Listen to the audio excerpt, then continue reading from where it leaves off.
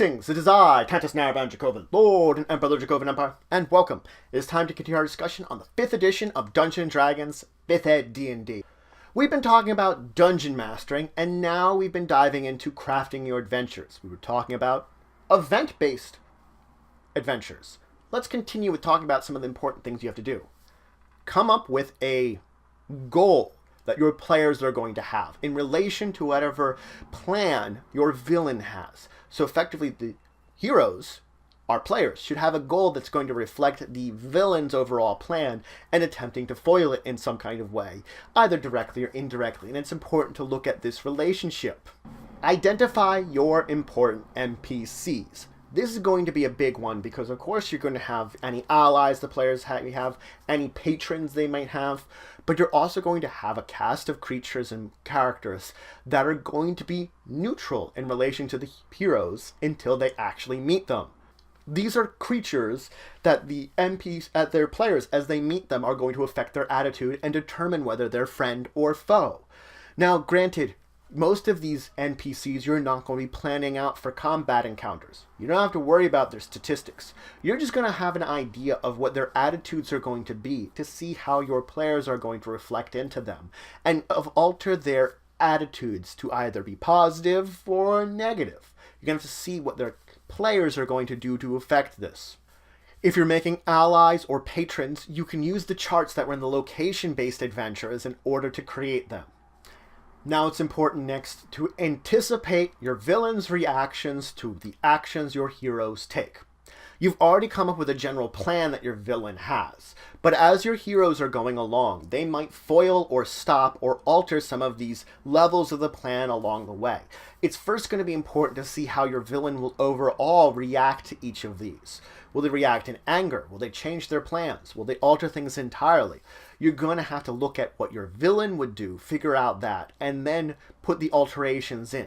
So what you're really doing here is you're starting with your villain's basically chart of general actions, and then creating a flow chart of timelines of possible ones that could exist. So if your heroes do this here, it might have a couple of different effects. This here, a couple of different effects, and have an idea about how these changes would affect the ones below it. You're going to have a general idea of how the story is going to go out if your heroes are successful at certain places, or if they fail at other places. Kind of get an idea how things are going to be flowing in your villain's plans. Now you're going to need locations. Just like in the location-based adventures, you're going to have some locations. These are going to be nowhere near as important as in the location-based adventure. In this one, they're going to be sort of smaller set pieces. If you build a dungeon, it's not going to be nearly as large as it was in the other one. You might have things that are just small rooms or smaller areas that they can just fit into. You might want to put in things like some cities that they can visit that might be important to the entire quest line. You're going to build out locations that are as needed. You're not going to embellish it too much. It's going to be revolving around the various events and the villain's plans. That's where the locations are going to come in.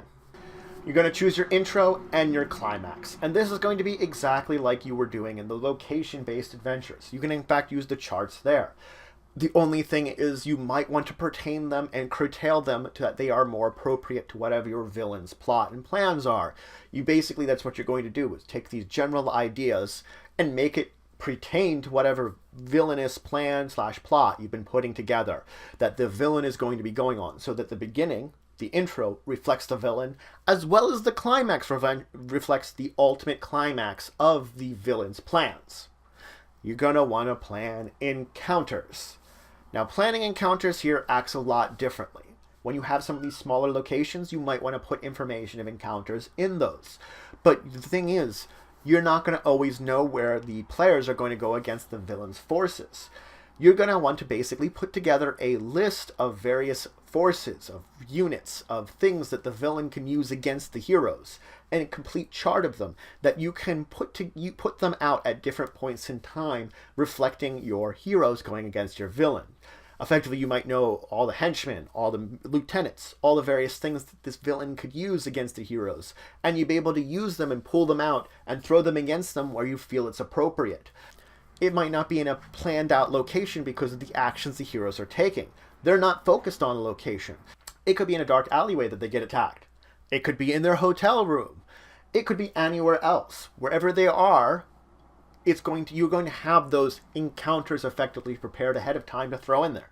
And again, as I said, with some of the locations they might visit, they might have some predetermined encounters prepared, but it's just having the villain side of encounters prepared separately. Now let's talk about some unique versions of this. The mystery. The mystery is all about basically solving and overcoming what one crime was. You can use a number of the types of villains and their basically origins to easily fit into them. The one and done crime, the crime spree. Players could be focusing on this one crime in order to solve it. A crime like this, a mystery, is going to require victim, suspects, and clues. Let's break down each of these because we're sort of taking this event-based and making it a mystery. A victim. You're going to need someone that something bad has gone to, either a murder victim or someone stolen from them. Along the way with the victim, you're going to have, of course, establish the connection to the villain, the person that victimized them, that did the bad things to them. You should establish probably why the relationship between the two led to this crime being committed. You also maybe want to establish a reason why the players are investigating this. Did they have a personal connection to this victim?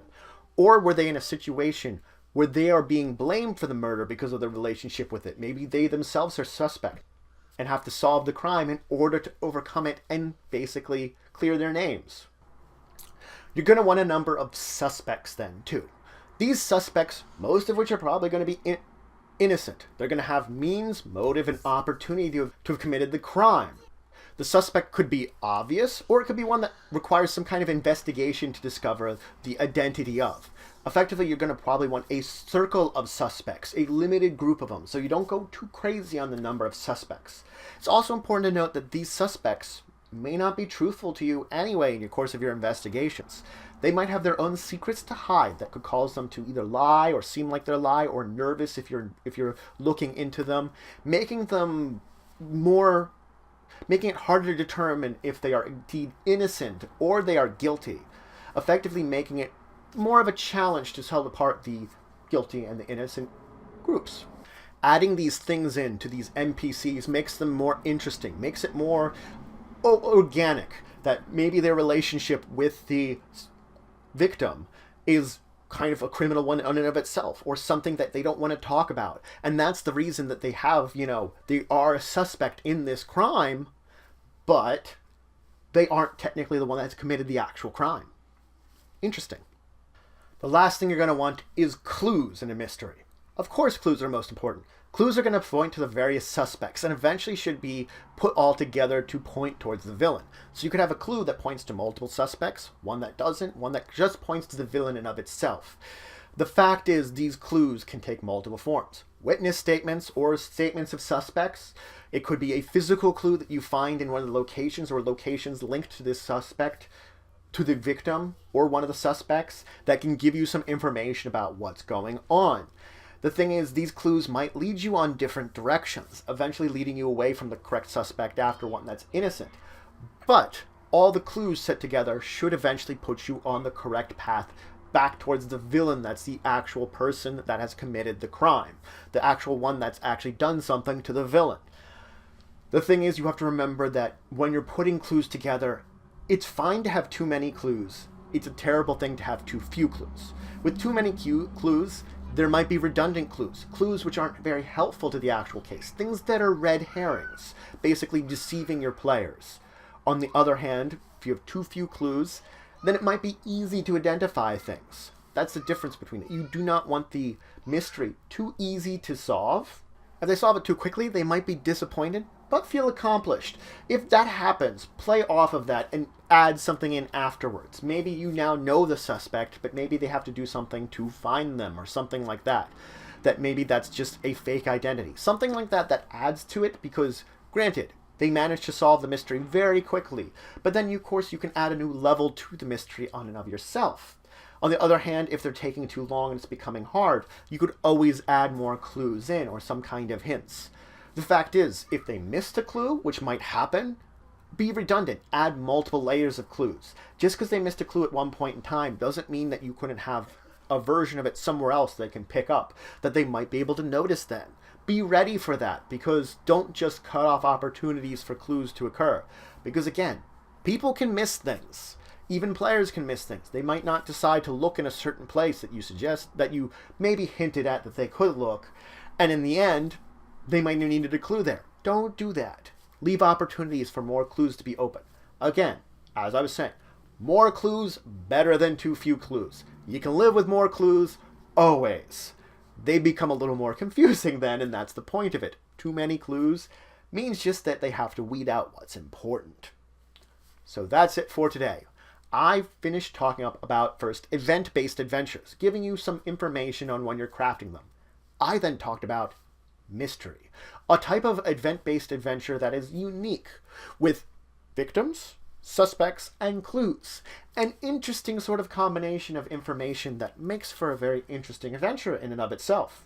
In the next episode, I'm going to dive into another type of event-based adventure, which is very unique, the intrigue adventure, and then start talking about complications to your adventures. Because complications are the thing that you're going to have to solve at some point in time in order for your adventures to function properly. We're going to have to talk about it. But regardless, if you have any questions, comments, anything to say, anything you think left out, please leave in the comments below. Please like, share, and subscribe. It's just for the channel, the Empire, the work I do. If you want to show some extra support, you could always check out my Patreon, linked in the description below. But regardless, until the next time, I bid you farewell.